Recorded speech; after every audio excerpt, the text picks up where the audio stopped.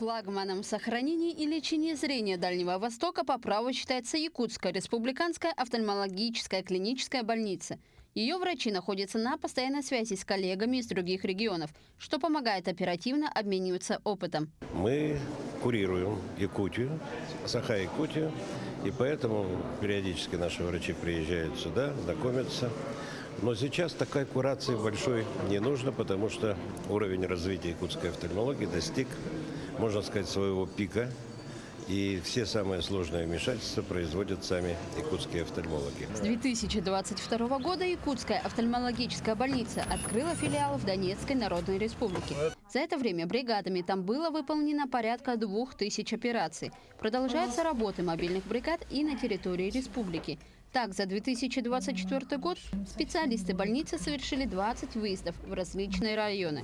В ближайших планах у офтальмологической службы усилить работу в Южной Якутии. У нас есть амбициозный план по Южной Якутии. Мы знаем, что там есть большая востребованность, там и Северо-Амурской области заинтересован в том, чтобы получать качественную офтальмологическую помощь. И мы планируем там открыть Южно-Якутский центр микрохирургии глаза. Надеюсь, все получится. В принципе, у нас все для этого есть сейчас. И медоборудование, и кадры вот как раз мы подготовили. И если все пройдет хорошо, то уже осенью в Южной Якутии помощь будут получать люди на месте.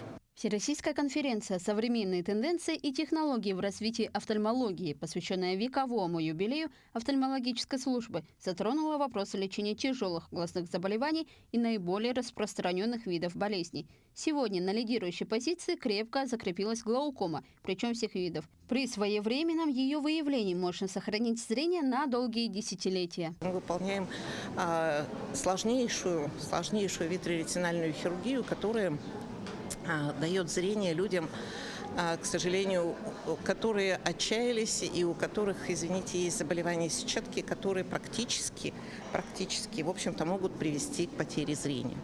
Вот. И на сегодня, конечно, основной у нас, можно сказать, бич нашего времени и, может быть, нашего региона – это заболевание такое коварное, как глаукома. Высококвалифицированные специалисты, современное оборудование и передовая методика позволяют в больших объемах оказывать качественную помощь населению. Так, количество операций, проведенных в условиях стационара офтальмологической больницы, в прошлом году достигло отметки в 10 тысяч. Вероника Таюрская, Семен Семенов, Якутск.